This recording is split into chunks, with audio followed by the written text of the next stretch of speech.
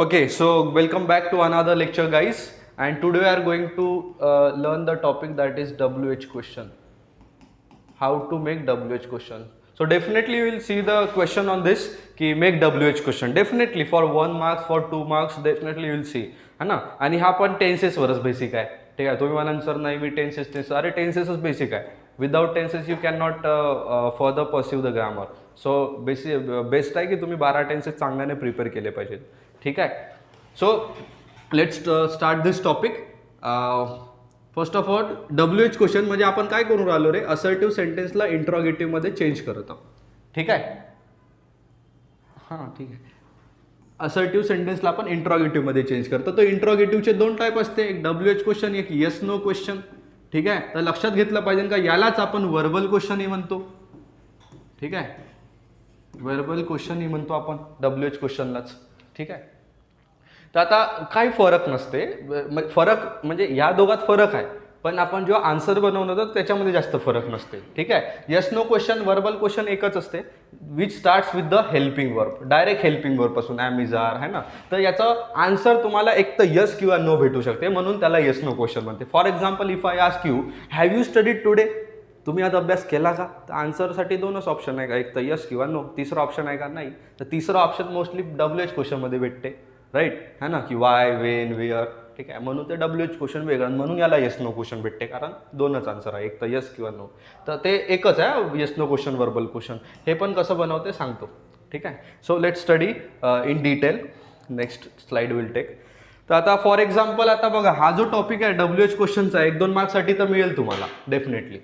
आता बनवायचं कसं आहे, तुम्हाला एक WH क्वेश्चन बनवण्याचा एक स्टँडर्ड फॉर्मॅट आहे, तो मी तुम्हाला सांगतो. तो आहे WH word, then helping verb, then subject, then the remaining sentence and the question mark. So this is only the standard format of making any sentence. आता हा तुम्हाला यूज कुठं होणार मी तुम्हाला सांगतो. रायटिंग स्किलमध्ये तुम्हाला एक रायटिंग स्किलचा टॉपिक आहे 5 मार्कासाठी, त्याचं नाव आहे इंटरव्ह्यू क्वेश्चन. अलग लक्षात, इंटरव्ह्यू क्वेश्चन. ठीक आहे. तर आता इंटरव्ह्यू क्वेश्चनमध्ये तुम्हाला अप्रॉक्सिमेटली 10 सेंटेन्सेस बनवायचे आहे, आय मीन क्वेश्चन्स बनवायचे आहे. ठीक आहे. आणि 5 मार्कासाठी. आता 10 प्रश्न बनवायचा आहे, पण तुम्ही प्रश्नाचा फॉर्मॅटच बरोबर फॉलो केला नाही तर मार्क्स मिळेल का, नाही. That is why I am telling की this will definitely help you in that writing skill also. ठीक आहे. आता हाच फॉर्मॅट फॉलो करायचा आहे. आता तुम्हाला सांगतो की 12 टेन्सेसमधून 10 टेन्सेस आपल्याकडे असे आहे ज्यांच्याकडे आपापले हेल्पिंग वर्ब्स आहे, जसं की ॲम इज झालं. ठीक आहे. वॉज वर झालं. ठीक आहे. त्यानंतर हॅज हॅव झालं, हॅड झालं, अरे विल शॉल विसरलं, विल शॉल झालं. ठीक आहे. तर सर्वांकडे आहे. तर हेल्पिंग वर्ब असलं तर तुम्ही डायरेक्ट यूज करू शकता. पण आपल्याकडे ना 2 टेन्सेस असे आहे ज्यांच्याकडे हेल्पिंग वर्ब नाही आहे. नाव सांगा पटकन. सिम्पल पास्ट आणि सिम्पल प्रेझेंट आहे का, नाहीच आहे. जर याचं कन्स्ट्रक्शन तुम्ही बघितलं तर काय कन्स्ट्रक्शन, सब्जेक्ट प्लस V2. याचं काय सब्जेक्ट प्लस V1, मधात तर आहेच नाही. आणि मग काय ऑब्जेक्ट आणि एक्सटेन्शन, राईट है ना. One object extension. So you will see no helping verbs are given. आता हेल्पिंग वर्ब नाही, आता हे कसा फॉर्मॅट फॉलो होणार ना, म्हणून. तर मग तुम्हाला लक्षात ठेवायचं आहे का सिम्पल पाचचा हेल्पिंग वर्ब आपल्याला बाहेरून घ्यावा लागतो डीड, आणि याचं काय घ्यायला लागेल डू आणि डज. हेच तुम्हाला लक्षात ठेवायचं आहे, आणि इथंच आपलं मिस्टेक होते. आता बघा सर्वांकडे 10 टेन्सकडे आपापले हेल्पिंग वर्ब आहे, म्हणजे दिलेल्या वाक्यामध्ये तुम्हाला हेल्पिंग वर्ब मिळते. सो मग ते खूप इझी पडून जाते. सिम्पल पास्ट सिम्पल प्रेझेंट थोडंसं ट्रिकी आहे. फॉर एक्झाम्पल विल सी, आता एक एक्झाम्पल घेतलं की शी वेंट टू द टेम्पल. लक्ष द्या. आता मला टू द टेम्पल हे आन्सर पाहिजे की टेम्पल आन्सर पाहिजे, टू पण नाही, द अँड टेम्पल किंवा टेम्पलच अंडरलाईन करणार है ना. आणि क्वेश्चन काय राहणार, मेक WH क्वेश्चन. तर असं WH क्वेश्चन बनवायचं ज्याचा आन्सर द टेम्पल आलं पाहिजे. आलं लक्षात. तर काय आपण WH वर्ड काय घेऊ, तो तर आपल्याला डिसाईड करायचा आहे. एवढे सारे WH वर्ड आहे, when, while, what, where, why, whom, who. ठीक आहे. Why whom, how much, how far. ठीक आहे. असे याच्यातून सर्वातून कुठला एक घ्यायचा सुटेबल. तर काय सूट करू राहिला, she went to the temple, answer पाहिजे टेम्पल. तर प्रश्न काय असला पाहिजे की तू कुठं चालली, की ती कुठं चालली, हा ना. तर कुठं म्हणजे काय, वेअर. तर WH वर्ड काय आला पाहिजे रे, वेअर. झालं इथपर्यंत समजलं WH वर्ड कुठला घेतला. आता ते काय म्हणते हेल्पिंग वर्ब यूज करा. आता which helping verb, there is no helping verb this sentence. नाही आहे म्हणजे तू टेन्स ओळख. नाही आहे म्हणजे दोन टेन्स पैकी कुठला तरी असला पाहिजे. आता टेन्स ओळखू बघा, V2 दिलाय, V2 आहे ना रे, go went gone, go went gone, तर हा काय झाला V2 झाला. V2 कुठे येते सिम्पल पास्ट टेन्स मध्ये, म्हणून तर सांगितलं का 12 टेन्स पाठ ठेवा. V2 येते सिम्पल पास्ट टेन्स मध्ये, म्हणजे काय वापरायचं आहे तुम्हाला, डीड. आता समजलं डीड कुठून आला. सो कसं होईल, वेअर डीड, मग काय सब्जेक्ट, सब्जेक्ट काय शी झालं, आणि उरलेलं वाक्य मग काय राहिलं, वेंट नाही गो. ठीक आहे. आता इथं थोडंसं लक्ष द्या, काहून वेंट नाही गो, कारण वेंट हा V2 आहे आणि म्हणून तो सिम्पल पास्ट टेन्स होते. अरे मी ना आन्सर बनवताना डीड वापरलाय, आणि डीड हा स्वतःच मध्येच काय एक V2 आहे बघा. डू हा V1 आहे, त्याचा V2 डीड आहे, आणि परत डन आहे का नाही V2. तर ऑलरेडी एक V2 सफिशियंट आहे वाक्याला सिम्पल पास्ट टेन्स बनवण्यासाठी. दॅट इज वाय वेंटचं गो केलं, स्वतःहून नाही केलं मी, काही उपकार नाही केले त्याच्यावर, तो नियम आहे, लक्षात घ्या. ठीक आहे. तुम्ही म्हणा नाही केला आपल्या मतान, तसं नाही, तो नियम आहे, तो रूल आहे. नाही केलं मार्क्स भेटणार नाही. ठीक आहे. हे सब लॉजिक सोबत खेळत आहे, ग्रामर, दुसरं काही नाही. ठीक आहे. It's very easy on other team. ठीक आहे. तर हे सब रामायण मी मिटवतो, है ना, हे तुम्हाला लक्षात ठेवायचं आहे. क्लीन नाही करायचं तुम्हाला. ठीक आहे. समजलं. मग तर आपल्याला काय दोनच टेन्स स्टडी करायचा आहे, कुठला, सिम्पल पास्ट आणि सिम्पल प्रेझेंट. तर सिम्पल पास्टचा हेल्पिंग वर्ब काय असला पाहिजे, डीड, आणि सिम्पल प्रेझेंटचा असला पाहिजे डू आणि डस. तर आता मी एक सिम्पल प्रेझेंटचं वाक्य घेतो की सपोज शी स्टडीज मॅथ्स जे काही आहे. तर मग मॅथ्स आता आन्सर पाहिजे, तर WH वर्ड काय आला पाहिजे रे, वॉट. मग काय हेल्पिंग वर्ब आहे का वाक्यात, हेल्पिंग वर्ब दिसत आहे का, नाही आहे, म्हणजे काय घ्यायला लागेल, टेन्स बघायला लागेल. टेन्स कुठला आहे, V1 दिलाय, यस लागलेला, म्हणजे सिम्पल प्रेझेंट टेन्स आहे, आणि सिम्पल प्रेझेंट टेन्स मध्ये डू आणि डस. तर डू कधी वापरायचा, डस कधी वापरायचा, अगेन क्वेश्चन. डस कधी वापरायचा, जेव्हा V1 ला यस लागू नाही. लागू नाही का, हो लागू नाही. तर काय झालं, व्हॉट डज शी. आता बघा वापस स्टडीज नाही, स्टडी क्वेश्चन मार्क. काहून, तर याच्यासाठी मी एवढा मोठा शब्द आणला ना, मग परत हे लिहिण्याची गरज आहे का मला, नाहीच आहे. हा लॉजिक होता आणि नियम पण हाच आहे. ठीक आहे. What does she study. तर असंच तुम्हाला जर केलं तर मार्क मिळणार, नाही तर मिळणार नाही. समजलं तुम्हाला. ठीक आहे. Again will take some example.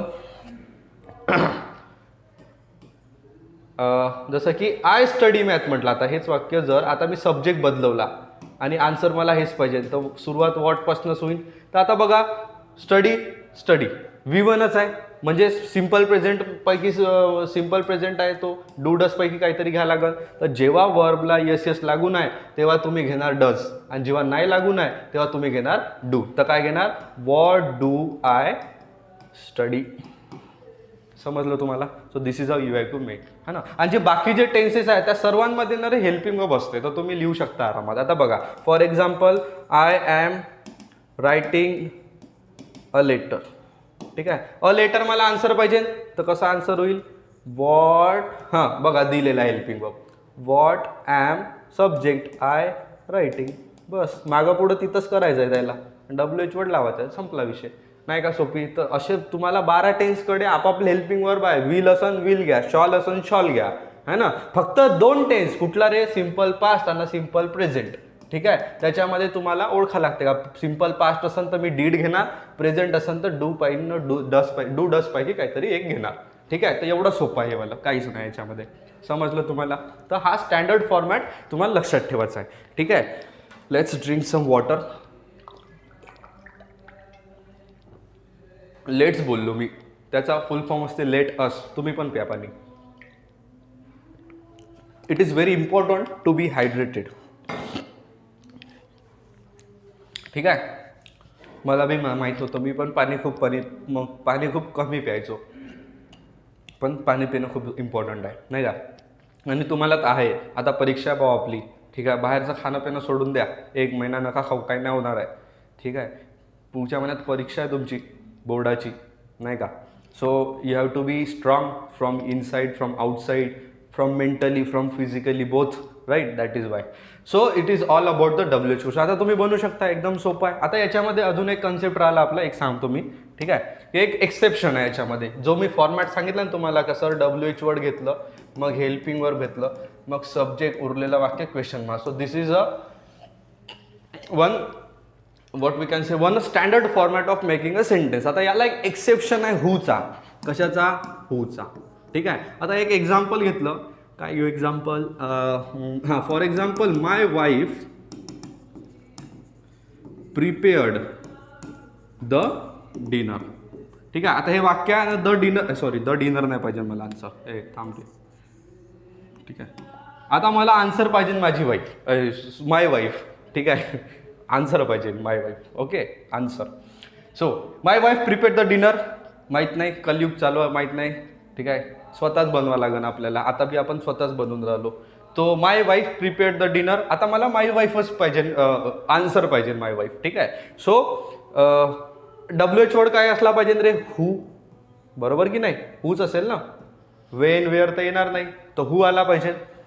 So हू, आता मी काय बोललो, WH वर्ड, मग हेल्पिंग वर्ब, मग सब्जेक्ट. आता हा फॉर्मॅट इथं का फॉलो होणार नाही, कारण आता WH तर घेतला, तुम्ही चांगला दिमाग लावून हेल्पिंग वर्ब बी काढू शकता. हा सिंपल पास्ट टेन्स आहे, तर सर तुम्ही बोलले होते डीड येते, बरोबर आहे, तर डीड तुम्ही लिहू शकता, हू डीड, मग है ना. पण त्यानंतर मग ते सब्जेक्ट वापरा. आता तुम्ही सब्जेक्ट वापरू शकता काय वाक्यात, अरे तेच तर आन्सर पाहिजे ना, मग तो तू क्वेश्चनमध्ये कसा वापरू शकतो, नाही वापरू शकत. सब्जेक्ट सर मी नाही वापरू शकत, म्हणून हा फॉर्मॅटने एक्सेप्शन आहे, कारण तो फॉलोच नाही होत आहे, तर एक्सेप्शन. तर मग अशा वेळेस काय करायचं आहे, अशा वेळेस काय करायचं आहे, मला डायरेक्ट घ्यायचं आहे who prepared the dinner, who prepared the,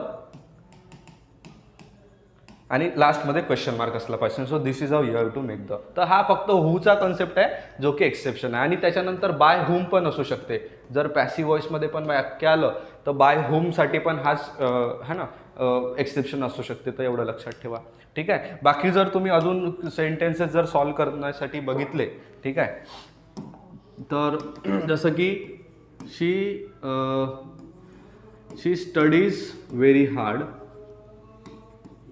एवढी हँडरायटिंग बेकार नाही, पण आता ते याच्यावरती कर्सूसाठी निघून राहिली. ठीक आहे, आता बिकॉज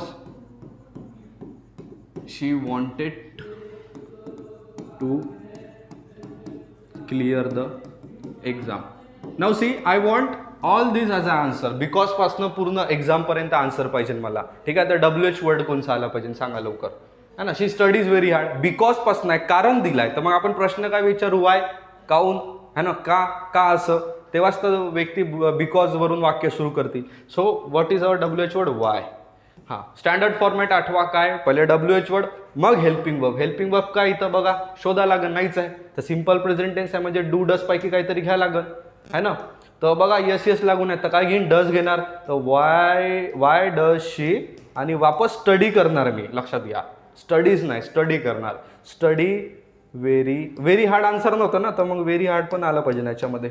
ठीक आहे, so this is the correct answer. समजलं तुम्हाला. So this is how you have to make the WH question. ठीक आहे, आता helping verb, sorry yes no question का असते, तर फक्त या डज हटून द्या, झालं यस नो क्वेश्चन.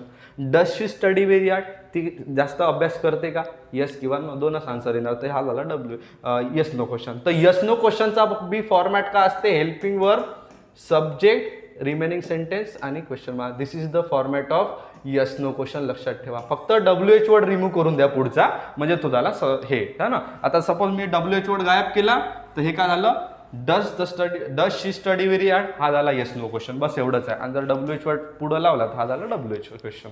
ठीक आहे, एखादी टाईमचं वाक्य आहे, सपोज मी म्हणलं की I study in the evening. ठीक आहे, आता मला द इव्हनिंग आन्सर पाहिजे, तर WH वर्ड काय आला पाहिजे, वेन. हां, टेन्स सांगा, सिम्पल प्रेझेंट, तर काय येणार, Wien do I study question mark. समजलं तुम्हाला, इतकं सोपं आहे ते मला.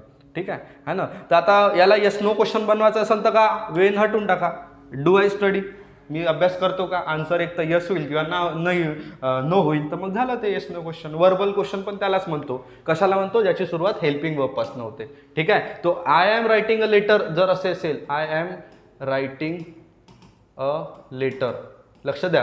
आणि जर त्यांनी विचारलं की इंट्रॉगेटिव्ह बनवा, आता लक्षात द्या, interrogative WH question yes no दोन टाईप आहे, पण त्यांचा प्रश्न काय, इंट्रॉगेटिव्ह बनवा. तर इंट्रॉगेटिव्ह म्हटलं ना, तर तुम्हाला काय करायचं, यस नो क्वेश्चन बनवायचं, हे लक्षात ठेवा. कारण अंडरलाईन दिलाय का, नाही दिलाय, मग WH वर्ड कसं बनेल क्वेश्चन. एक वाक्य आहे, सेंटेन्स आहे. ठीक आहे, एका सेंटेन्समध्ये है ना, जसं की I am writing a letter, आणि म्हटलं मेक इंट्रॉगेटिव्ह सेंटेन्स, अंडरलाईन करूनच नाही तर मग तुम्ही डब्ल्यू एच क्वेश्चन वापरू शकता का? वापरूच नाही शकत डब्ल्यू एच वर्ड. म्हणून म्हटलं का इंट्रॉगेटिव्ह विचारलं तर काय करणार आपण? Yes no question. Yes no क्वेश्चनचा काय फॉर्मॅट आहे? Helping verb, subject, remaining sentence, question mark. ठीक आहे. काय हेल्पिंग वर्ब आहे याच्यामध्ये? ॲम आहे, ॲम, मग subject, writing a letter. Am I writing a letter. झालं. ठीक आहे. आयच्या जागेवर यू बी घेऊ शकतो. तर मग यू घेतला तर मग इकडे आर घ्यायला लागेल आहे ना. ॲम यू म्हणतो का आपण? नाही म्हणत. ठीक आहे. Are you. ठीक आहे. तर तसं नाही केलं तरी चालते, हेच ठेवा. ठीक आहे. समजलं यस नो क्वेश्चन कसा आहे? So this is all about today's lecture. We have completed successfully W H question है ना. आला तर 1 मार्कासाठी येतेस, I know. Okay. So in upcoming lecture will study in another topic. So तब तक के लिए keep smiling, keep studying and keep enjoying. Bye bye.